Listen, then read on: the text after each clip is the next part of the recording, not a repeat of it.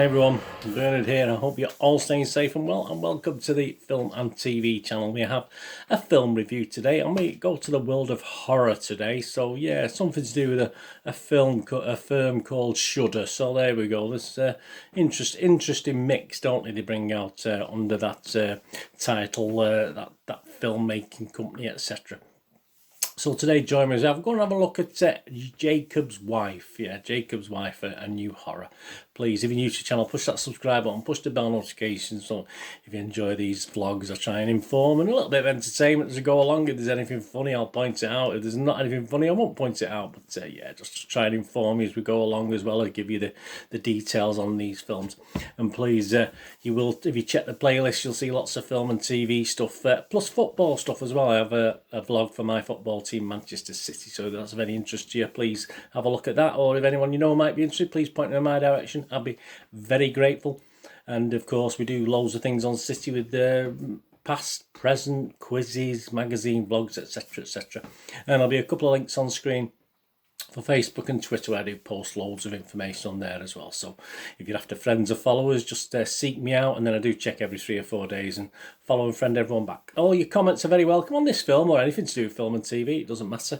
Just leave us your comment. If you can't leave us a comment, just give us a thumbs up, that's great. And from Tuesday the 20th of April, 5 PM British Standard Time, yeah, I'm doing a little live programme, just have a chat about film and TV, what you're watching, what we're up to, what you're looking forward to. So please join me for that. That'd be great if you can do it. It's a bit of my first one, obviously, on for the film and TV channel. I've done sort of football things in the past, but obviously this will be the first film and TV. So if you can join me for that, or even just pop in and say hello for 5 minutes, that'd be fantastic. Probably about an hour and a half, something like that. So that's Tuesday the 20th of April from 5 PM British Standard Time. Right, let's have a look at this one.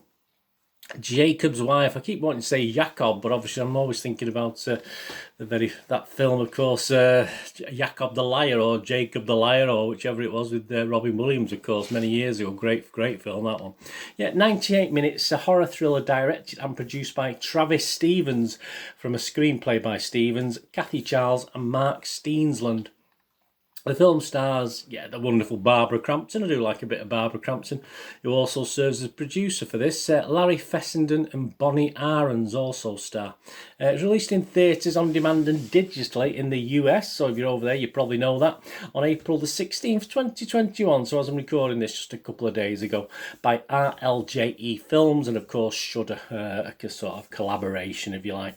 What's it about? Well, Anne is married to a small town minister and feels like her life and marriage have been shrinking over the past 30 years. After a chance encounter with the Master, nothing to do with Doctor Who, she discovers a new sense of power and an appetite to live bigger and bolder than before. As Anne is increasingly torn between her enticing new existence and her life before, the body count grows, and Jacob realises he will have to fight for the wife he took for granted. Teach him right, doesn't it, that? Any good? Yeah, well, I watched the trailer first of all. I did watch the trailer after I watched the film, which is usually what I do. But it's a good trailer. It is a very good trailer. And if you like the trailer, then yeah, I don't think the film quite lives up to it. But yeah, if you like the trailer, you might like the film. It's good stuff. So I'm going to give the trailer a 7 out of 10.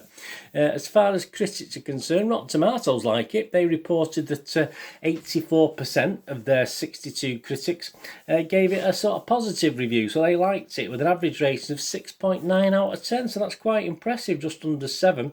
The consensus reads on the site, Jakobs' Wife gives genre legend Barbara Crampton an opportunity to carry an old school horror story, and she bloody well delivers. Pardon the swear word there, but it's their words, not mine. She bloody well delivers. She certainly probably does, yeah. Metacritic, the other site we have a quick look at, only 13 critics on there, but it's got an average score a little bit down on Rotten Tomatoes of 58 out of 100, so just below that magical 60, just below that magical 6 out of 10. And the actual critics score it anywhere between 4 out of 10 and 8 out of 10. Variety Jessica KEANU gave it 4 out of 10 and said, despite Crampton and Fessenden's gameplay and a few nicely icky practical effects, Jakobs' Wife feels strangely anemic, which, as we all know, is more fatal to the already iron-deficient movie Vampire than garlic, holy water and sunshine combined. Okay, Jessica, very good. I see where you're going with that one. The Boston Globe's Ty Burr, he sort of liked it a little bit more. He gave it 6.3 out of 10 and said, believability takes a back seat here. It's about vampires. Yeah, okay. Obviously, and the special effects are so over the top bloody, it has to be more comical than scary. Unlike In the Earth, which I do look forward to watching, actually, I'm trying to get hold of that one, a much slicker British horror film opening in theatres this week. I'll have to seek that out. Jakobs' wife proudly embraces its inherent B-ness. Yes, B-moviness. But it's Star who makes this a low-down hoot while rooting it in some tart and deserved observations about the battle of the sexes. Yeah, I mean, the background story is as old as time. Film threats Laurie Kichter really liked it. She gave it, Laurie, is that a man's name or a girl's name? I'm not too sure, but they gave it 8 out of 10. While there are some serious themes at play, the movie still has plenty of gooey, gory fun for horror fans. There you go. Internet Movie Database, Joe Public, you and me. Well, there's only obviously a limit to how many people have seen this so far, but 228 people have actually bothered to leave a score or a review. It's only about a dozen reviews. And it's averaging 5.6 out of 10. So again, a little bit down on the other two, on Metacritic and Rotten Tomatoes, but just a little bit below that watchability rate. It was slightly above 6 at one stage, but obviously as reviews and scores have been coming in, it's dropped, unfortunately. Just one guy I sort of looked at that sort of summed up some of the feelings for me anyway. Hamper Snow on the 17th of April 2021. He titled his little item 6 out of 10 entertaining, and he went on to say Barbara Crampton plays a minister's wife who finds a new calling in life. Well, sort of. A charming, kind of fun film because Barbara and Larry Fessenden play so well together and both are excellent in their roles. The movie starts off on some high notes, gets a bit slow and random in the middle, then picks up in the finale. But overall, it's better than most of the usual low-budget horror fare tossed out these days. It's nicely shot, and while it doesn't outright play it for laughs, this isn't a serious horror film. What puts it a cut above is the depth given to the two leads, and you actually like and feel for them. Worth watching. So yeah, I've sort of picked on that one because a lot of what I would say is probably summed up in that paragraph there from the reviewer on Internet Movie Database. I will sort of sum up a couple of other things. I mean, as stated there, I was more impressed with Crampton in this than the other guy, but she pretty much holds all this together and makes it, for me anyway, it makes it worthwhile watch. I mean, I have seen bits and pieces of her work in the past, but yeah, I mean, I've sort of not been overly done on her stuff, so I did quite enjoy it. I thought she did really well, and as I said, without her, it perhaps wouldn't have been the same. I think she does a really good job. Yeah, things do drag a little bit in some parts, particularly the middle, as that guy said. But overall, as B movies go, because I'm going to call this a B movie, I'm going to backup title this. It's not a major movie. This is definitely in that category, a B movie category. It's a very passable, passable horror. There's not much backstory as to how the master came to be, etc., etc. So there's, perhaps in the middle section we could have had a little bit more about that. But then again, with the obvious budget limitations, I suppose there's only so much you can do in a film. But there's nothing wrong with people talking and learning that you don't have to do special effects all the time, do you? So that was a bit disappointing. There's nothing new in it. I mean, absolutely nothing from the relationship of the husband and wife down to the vampire element of it. There's perhaps nothing really new in this. And if you're long in the tooth like me, there's certainly nothing clever or different about this to a lot of things out there that add to this genre. Without Crampton, I've probably rated this a little bit lower, to be honest with you. I said she sort of made it for me. But if you're a fan of Crampton especially, you'll probably enjoy this more. If you like B-movie vampire films, there's certainly nothing wrong with this. It's up there with probably the best of that ilk, to be honest with you.